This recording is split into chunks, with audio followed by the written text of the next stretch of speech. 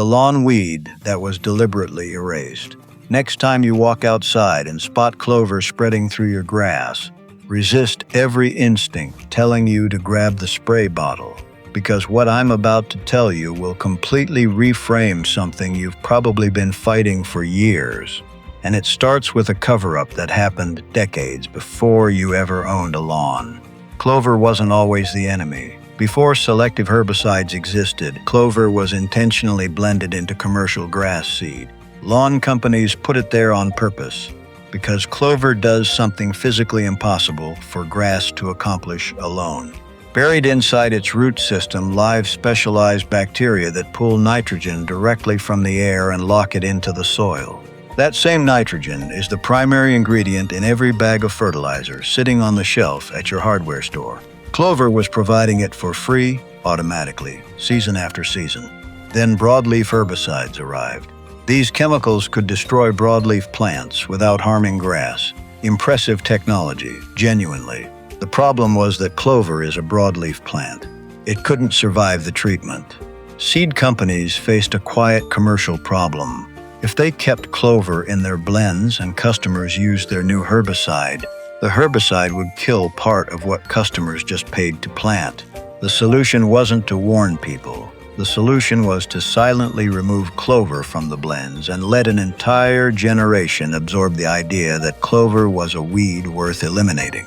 The herbicide sold, the fertilizer sold, and the plant doing both jobs simultaneously got reclassified as a problem.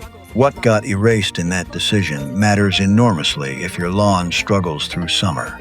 Clover grows a taproot that reaches significantly deeper than standard turf grass. During the exact weeks your lawn goes brown and brittle, when the top several inches of soil have completely dried out, clover roots are still accessing moisture far below the surface.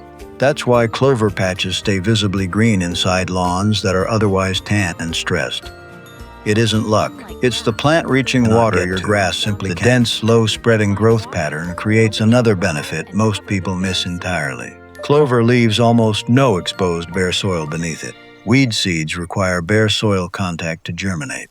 A healthy clover patch quietly performs the same function as a pre-emergent herbicide, blocking germination before it starts, with zero chemical cost and zero application timing required.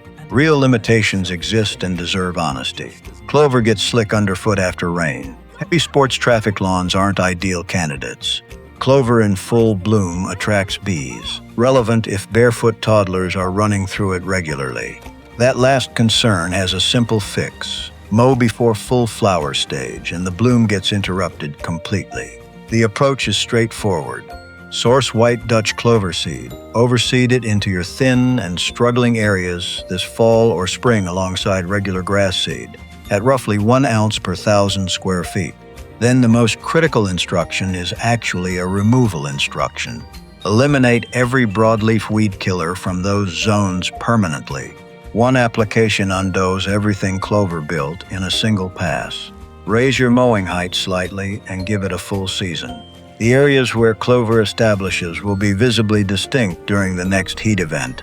Still green, still holding, while neighboring turf sits stressed and discolored. That's not a coincidence. That's a plant doing a job your grass was never built to do alone. A job it was doing reliably until a herbicide product needed a marketing problem to solve.